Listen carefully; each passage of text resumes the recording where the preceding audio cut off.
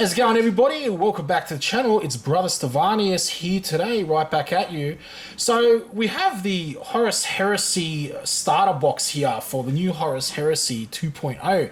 And this comes across to us, special thanks to Matt, who got his copy today. He went down to the shops and got it. And he's brought this over to me so that we can review it a bit earlier, because I'm actually waiting on my box. Reason being, because I've got a lot of backlog of stuff. I'm currently working on a 30k Space Wolf army.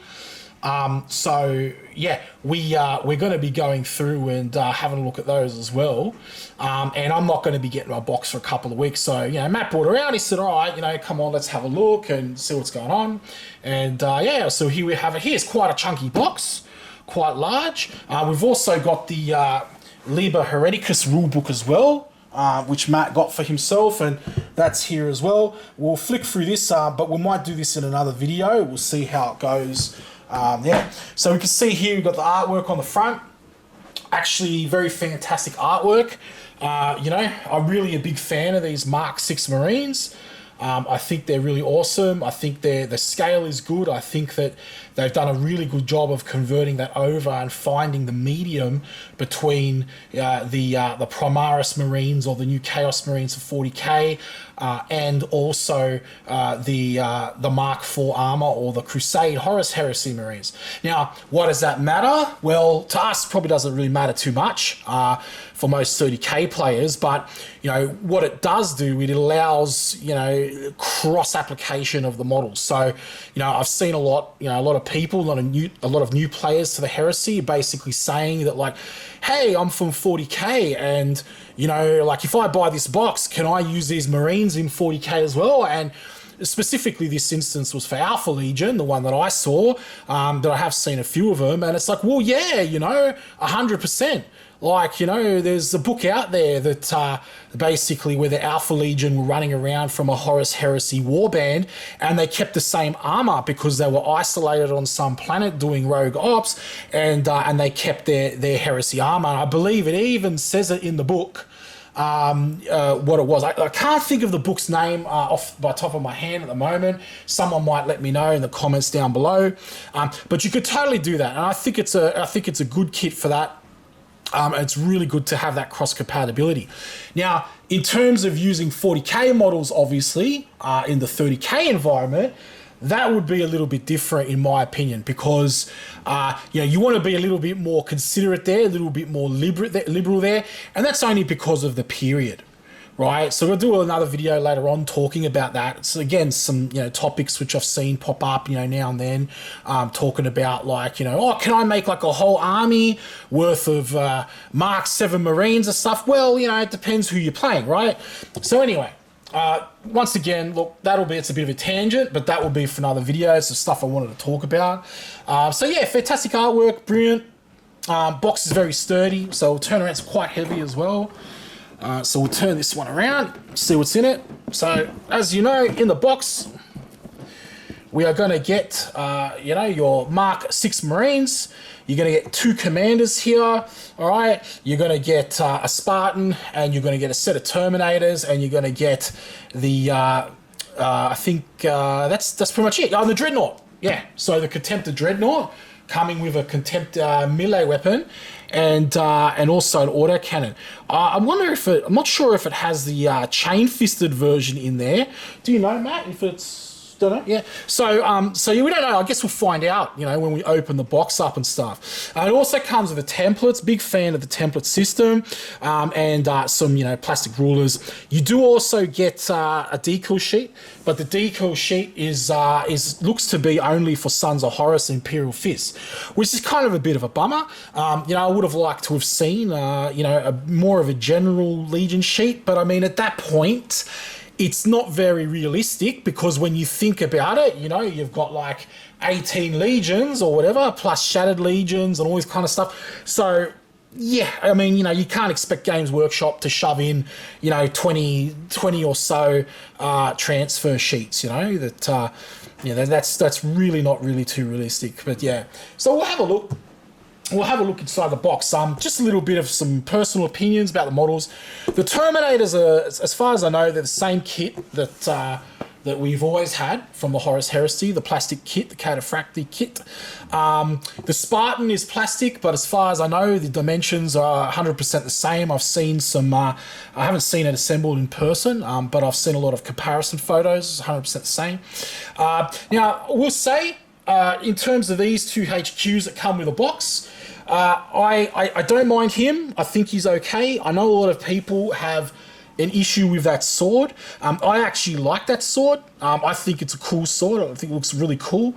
And I don't mind the armor at all. I think it, with a bit of converting, it could go up in, be used for most legions, in fact. So, you could probably remove that sort of shoulder pad, the little bauble shoulder pad, the studded shoulder pad, and maybe remove the head, replace it with a Legion mask or something. With my Space Wolves, I'm using Space Wolf helmets from the upgrade kit. That's just me personally. I know Space Wolves, they're meant to be bareheaded and stuff like that because they're so hard, But for me, it's just like a logical thing where I'm kind of breaking the mold a bit. I do that a bit with my armies. Some people like it, some people don't. But for me, it's like, well, I just don't see the logic in a guy running around, like a 10-foot guy running around in all this ceramite power armor just to have an exposed head. Which is just like, it kind of goes against the tactical doctrine for me. But hey, it's a fictional universe, right? I know, I get it, but it's just a personal preference. I also feel that having no bare heads and having masks on everyone, it kind of adds to that ominous sort of feel of the Legion. Like, it's like the stormtroopers from Star Wars where you never see them, so it dehumanizes them, which makes them a little bit more scary, in my opinion, a little bit more intimidating. When you see like a guy's face or whatever, it's like, you can see it's a human, so you break that, you sort of make that connection. That's just me personally. Now, this guy here, I'm actually not a fan of this guy. Matt likes him. Matt likes him. This is HQ. I know a lot of people like him. That's perfectly fine. To me, I'm just not big on it. I think that the model is very awkward in terms of its build. The shape and position of the shoulder pads make it look like that armored duck creature from Fifth Element. I don't know if anyone's seen that, but you can look it up or whatever. I might, edit something in the video as well, but just Google it. It's there. The axe as well just looks like a scaled up, axe from something else. It looks a bit off to me. It looks a bit sort of cobbled together. Like, which is fine. Like, I get it. They open up the 3D software and then they take bits from every model and they rescale it. Of course you would, right? You're not going to get something hand sculpted these days when you can just, model it up in ZBrush or whatever, or take the Maya files or whatever, okay? But to me, yeah, it looks a bit off. This guy looks a bit better. He looks a little bit more custom as well. So here we have you get scatter dice and normal dice as well. However, I will say that you're definitely going to want more dice than that in the Horus Heresy. So that's fantastic, everybody. Let's open this guy up and see what's inside. Yeah, so here is the box in all its glory, and it's just interesting. I just as I was filming this, only Adonis popped up on the Facebook. He's like, "Oh, Steve, man, did you have your game of Horus Heresy testing out Space Wolves?" I'm like, "Yeah, I did, man. I had it with Matt actually the other day." I didn't film it because my army is unpainted. Matt's army looks really good. It was Alpha Legion, but I didn't film it because it's just unpainted. Once the army gets painted, even Zone Mortalis, then I'll do some we'll do a back rep here and there. Yeah, cool. We'll do some back reps here and there, But yeah, no, I lost. Matt won quite substantially. But it was my first time ever playing the Space Wolves, and I never actually really knew the rules before. So some lessons learned in that game, Adonis. It was a good game. I lost, but it was still a great game because I learned a crap ton.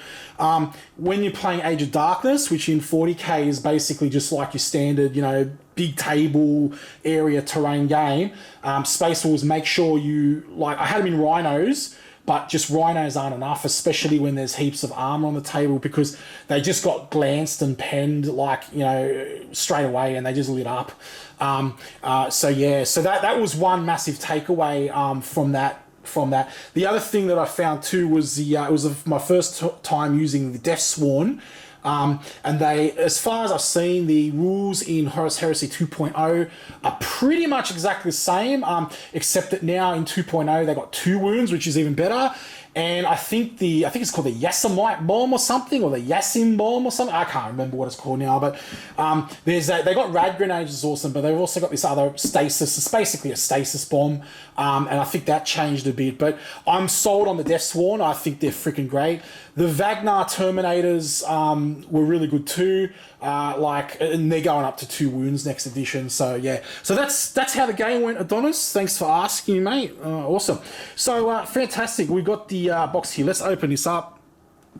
Okay, so just going to be very careful here because it's not my box. So I want to make sure that I'm taking the.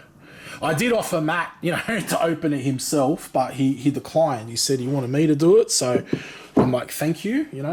Did you at least want to step up and have a look as I'm going through it? Yeah, cool.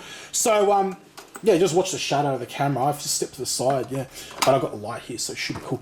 All right, so there we go. We've got the standard sticks. Unfortunately, it's a little bit bent. That kind of sucks, but what can you do? They're bent. You really should get a tape measure anyway at that point. Okay. Here we have some flame templates, and oh my god, added bonus, they're not green. Like all the flame templates I've got and the weapon templates I've got. I've got like 3 sets, and they're all green because they all come from the standard Games Workshop box, which is fine, if you're like Death Guard or something. But that vomit green colour is not quite my thing. But anyway, so there we go. Some really cool flame templates. Even got the flame like sort of pattern on it, which is awesome. I don't remember mine having that. I'll have to double check it. Fantastic. Oh, wow, what a big box, heavy box. Oh, it's chunky. You can do some weights with that, man. All right. So let's have a look here. So first sprue. This looks like it's that HQ I don't like with the big axe and the baubles and that on the shoulder. All in one sprue, which is great. This is a very positive thing. Hopefully this is going to give you a good look at the sprue for anyone who's interested there. One of my big critiques of box sets, and look, sometimes it's unavoidable, they've got to keep the cost down, is when they have units scattered on throughout the whole sprues. Because it's just really hard if you just want one unit to pull the other one off. One thing we're just talking about off camera, Matt and I were talking, he's actually going to Warhammer World in a couple of weeks to play a tournament there, which is fantastic. I'm going to lend him some of my Alpha Legion units and stuff like that to help him out. But the other thing is he needs a Proteus. So I've got a spare Proteus, and we was talking about we're gonna do a swap. So he's gonna give me some Marines from this box so I can paint them up, because I really want to paint them up, and probably get the box next week anyway, whatever. But and then he can get started on his Proteus, which is cool. But I'm just hoping, and Matt's telling me that I said, okay, well, as long as the Marines are not like scattered throughout like 5 sprues, and from what we know, from what Matt's been saying, that is not the case. But this is going to be a good opportunity just to reconfirm it, because I was still happy to do the swap, but it's going to be really annoying if we're going to have to start clipping off things for the next hour, or whatever. Or you can just give them to me later, man, when you finish with them. I'm working on the Space Wolves anyway. So, fantastic. All right, here we go. This is the other commander, the Imperial Fist painted one. Now, it looks like... Oh, wait. Negative. That is a weapons sprue. An extra weapons sprue. So I just got a little bit confused there because I saw that plume. So I do apologise. I'm looking at the camera and I'm looking through the lens basically, so I don't see things as quick. There's another one. Okay, same sprue. It looks like there's actually 3 of those same sprue from what I can see so far. 4. Matt's telling me there's 4. Is that the same? No, that's the same. Yep. 4. Yep, sorry, I just thought that was a little bit different. So there's 4 of the same sprue. That's really good. So you get a lot of upgrades. That's a bonus. I didn't know we were getting those. I thought, that's really good. that we've got those upgrades there. So that's some added value to the box, which is really good. Now, this has got to be the other commander because it's got this huge cape on it. You can see the cape here and that's the commander. It's the front of that sword that I really like. I think that sword will work really well for Alpha Legion. 2 heads. There's 2 heads as well, as Matt was just saying there, which is fantastic. It almost looks like a Primaris bottom leg there, you know, from the Aggressor kit, you know. Okay, so what's this? This is It's a vehicle upgrade. Yeah, this is a Marines. Yeah, this is a Rhino chassis sprue. You can see here. It's for Predators. It's unique. So it's unique. It's unique. unique. It's for the Sikaran. It's a universal thing. So it's just like a general upgrade sprue. All Horus Heresy vehicles. Amazing, man. Okay, well there you go. Look, some added value. Man, this is the thing. Like, good job, Games Workshop. Spartan. Yeah. Good. Oh, yeah, because of Spartan. I was thinking, where would that go? Like, because there's only... Yeah. But the Rhino, the Spartan actually uses these same hatches. I've actually got my Typhon over there, so I can actually see it from there, but it's not painted, so I won't bring it on camera. All right, so here we go. This is for the Spartan. These are your sprues for the side sponsor and las cannons. Right, very sharp molding there. A lot sharper than the resin, I must say, and I know that because I was looking at it just the other day. So very nice, very sharp, very clean. Yeah, really good. Okay, so we've got here, these look like Terminators. So it's just your standard Cataphractii Terminator kit. The same one that was like back from like 2014, whatever it was when it came out. Please excuse me if I'm wrong about that. There's another set there. So it's part of the same set. Put those to the side. Okay, now these look like your tactical sprues. Oh my goodness, that's a lot of assembly. Oh, I got something to say about that. So okay, so here we go. Here's one of the Marine sprues. This looks like, are they labeled like A and B or anything? Usually there's a little 0 there. Sometimes, like, you know, with the 40K plastic stuff, when they have multiple sprues, they label them left and right, you know. So there we go. Just get that up clear on the camera. Fantastic. Here we go. There's another one. It looks to be a different sprue. No, it's the same sprue. That's exactly the same sprue. Yeah. So it looks like one sprue will give you 5 Marines, I think, and then 5 on it. Yeah, so 5 on each sprue by the looks of it. But I'll have to double check it. So here we go. Same. These are all the same. So I'm just gonna skip past these. I'll just in case they're not. Look, I'll just flick them up on the camera so you can see that. But I won't spend too much more time on them because these Beaky Marines Mark 6 are, you know, it all looks pretty much the same. So yeah, there's 40 guys in this kit, 40 Marines. Yeah, there's 40 Mark 6 armor here. We'll do another video another time talking about, you know, the validity of Mark 6 armor in each legion. You might find a few surprises there if you actually get into the fluff a bit. I was actually surprised, but I learnt the other day that Night Lords actually used Mark 6 a lot, which I actually didn't know. So apparently, yeah, Night Lords rock the Mark 6. And that I know Alpha Legion, Raven Guard, 100%, like they're the main ones. Alpha Legion stole it from Raven Guard. Personally, look, I think it looks good on all the Marines except for the chaosy industrialized ones. So I personally don't like them on the Iron Hands or the Iron Warriors. I don't really think they work either on like World Eaters. I think Word Bearers can get away with a squad or two. But again, in terms of the fluff, it's not really going to happen because most of that armor was, you know, given to specific legions and then it got out a bit, you know. But yeah, Night Lords had it. Do you know how they got it? You don't have to answer here, but like, do we know? I think they I think they requested quite a few. They requested it. Okay, so they got it when they were loyal.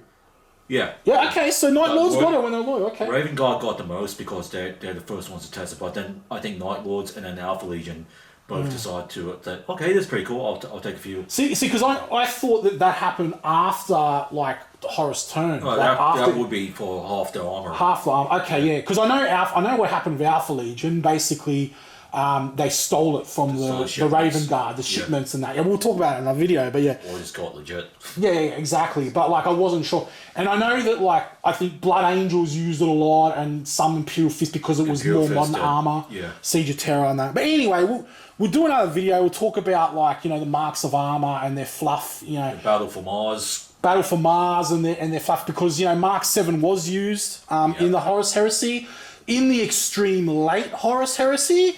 But it was used. That's something with me. Again, this will be another video on a tangent, but it was used. Would I go through and make a whole Mark 7 power armored army? No, I wouldn't. But personally, I don't mind peppering it around. Anyway, let's get back to it. So basically, this is the Dreadnought. Yeah. Now, what I will say is there are definitely a lot more pieces to this. You're going to be doing a lot more assembly than what you would be doing if it was the resin kit. Because, again, I put together a Dreadnought last night, and it's like, I think, 7 pieces or something, excluding the weapons, the armatures. And then I go into magnetization personally. Now, this is a bit of an issue for me. I wanna just point this out. Like, okay, so here we go. Matt's laughing because I'm having a friggin' man baby cry about the sprues. So, man, look, this seams, right? Like, okay. So look. Here, this is a chassis of the Contemptor, and what you can see here is that is actually split down the middle. So, when you glue that together, you have to be careful because you're going to end up with a seam down the middle. Now, this little seam here is not going to really bother you too much because it's very small. You can just get some putty or some green, or maybe green stuff might be a bit thick, but I would just use some putty. I personally use the Vallejo modeling putty. It's in a tube. It's really good. I go through it with all my models. So, yeah, but it's still there. The bit that concerns me is this head. So you can see this head here, it's actually half a head. So when you assemble this head together, you're going to have this seam running right down the middle. So if you're not very careful, you could have an ugly seam running right down the middle there. Yes, I'm triggered, okay? Like, what can I say? Look, it's not a massive deal for me because I would just, I'm likely to paint like a stripe down the helmet anyway or something. It's probably going to hide it. Once again, putty or whatever to fill it up. Chances are, if you glue it together really well, it's not going to really worry you. It's not going to be a thing, but a seam is a seam. For all the good things I say about this box, I think that's a freaking triggery, annoying thing there. Like, they could have done a bit better there. Just have the head on the sprue. That's all they had to do. But anyway, that's the Contemptor. This is the other Contemptor with the extra weapons and stuff.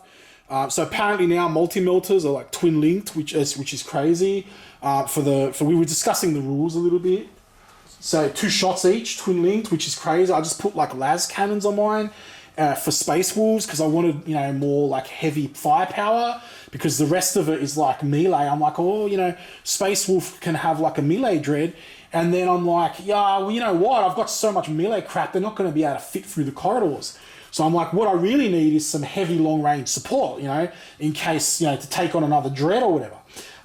Because, right now, at this point, with a whole army of Grey Slayers and stuff, I'm not even going to be able to fit them through the corridors. So it doesn't make sense to have like a Dreadnought just standing back in the bloody, doing nothing with, I suppose he'd have his melters and that, but they're very short range. It's very situational. Anyway, okay, now on to the Supreme Ordeal, which is the Spartan. This is, again, these are a lot more parts and pieces than the resin kit. Very interesting to see this as well. You can see you get some bonuses there, the Eye of Horus and stuff, which you don't actually get in the resin kit. The Imperial Aquila as well. which again you don't get in the resin kit. So there are a few little differences there. This little hand here, I don't believe that's part of the resin kit either. I believe the Marine, from memory, his shoulders are like buried in the capsule of the turret. I literally put together a Typhon like 3 days ago, and that's what I remember seeing. But yeah, let me know in the comments down below. Okay, the side sections of the Spartan, really good, really nice molding. I mean, look, Games Workshop plastics, it's always really good. Unfortunately, it's still a little bit, overcosted. A little bit overcosted. It's insanely overcosted. But this box, talking about the price, I actually think, look, all right, it's plastic toys. It's still very expensive for what it is. Okay, being realistic. Okay, however, when you look at the Games Workshop metric, when you look at it from the Games Workshop economy, it's an amazing deal. Like I was saying the other day, in Australia anyway, if you ordered the old school Spartan the Spartan transport from Forge World resin, from memory, it was like $250 or something like that. So just that one unit alone, you're looking at half, well, more than half, because you picked this up for $380. So you're looking at over half of the cost of the box, right? So it is, like I said, in terms of the Games Workshop economy, it is freaking epic value, okay? And you get the rule book, you've got like, it's just jam-packed. I mean, look, I would debate they didn't even need to put this stuff in here. They might have, like, all this stuff, they might have, just gotten away with a couple of Marines as the commanders and the Dreadnought, like they did with the Kauf box years ago. And then they could have, like, made it even cheaper. But from what I've heard, they're going to be actually doing a few boxes, so a few tiers. Like, this is like the main box. You can think of this as like the Indominus box from 40k. And then once they release this, then they're going to be coming out doing, all little sort of other supplementary kits, like, cheaper boxes, but with less in it. So there you go. There's the other part of the sprue. Now, a bit of a comment on the Land Raider sprue. A lot of people complain that the Land Raider is annoying to assemble, difficult to assemble. I will agree. It's not the easiest kit in the world, and but to be honest, it hasn't caused me that many issues. As long as you have experience putting them together, the thing is, what I'm kind of seeing here with this sprue, and I guess this is going to be up to your personal preference, right? What you prefer. But the original Land Raider, the resin one, was about, maybe about 10 pieces, right? This looks like your... so annoying to put together. Yeah, well... That is like godsend. Yeah, but to me, it's like this. You're annoyingly putting together... So you got to choose. You're annoyingly putting together 10 big pieces, or you're annoyingly putting together 50 pieces. That's all. They fit. But here's the thing. There's one thing I will say, and this is probably why I think the Spartan, the plastic kit is better. And the reason is because, okay, on the second edition, or the second run of the Spartan and the Typhon and that chassis, the Cerberus, the tracks were actually embedded into the chassis, right? And I've literally got one sitting right there, but I'm reluctant to put it on camera for reasons. Okay. Anyway, we won't say what those reasons are, but we'll just say it's not painted. So basically, yeah. So the thing is that, like, and if you've watched this video so far, then you'll get the joke. But the first version, the tracks were separate. I don't know, like, if they were each individual parts or if they came like this, but I know that the tracks are separate, and that annoyed some people, and it would annoy me. However, the problem is if you actually look at the back of a Spartan, there is an injection mold pin line, really, really thick ones. And oftentimes, when you get the side hulls of the Spartan, you will get these really thick, over sort of casts of resin just hanging out the back, and you have to cut them off. You have to file them down.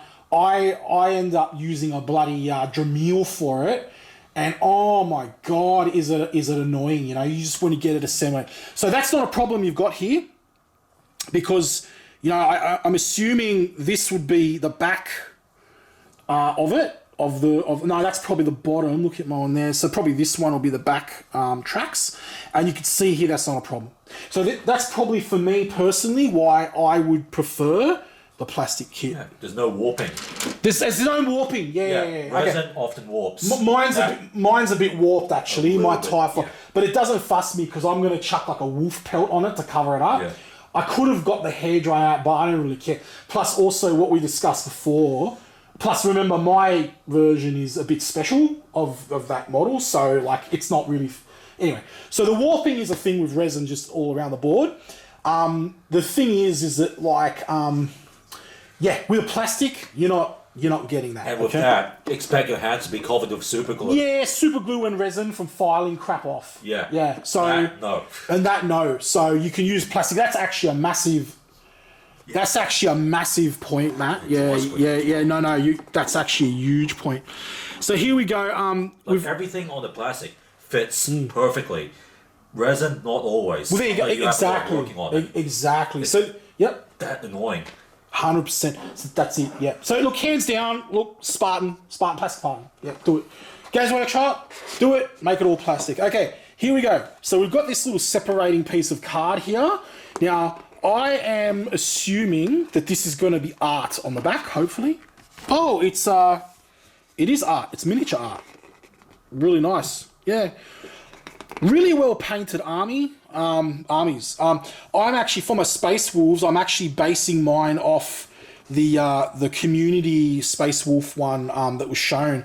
Mine's a little bit different, different colours, but I really liked what they did with that because I want to do a little bit more weathering for my wolves because it makes more sense. And white just shows up. I have this like bluey white colour I researched and I got a hold of.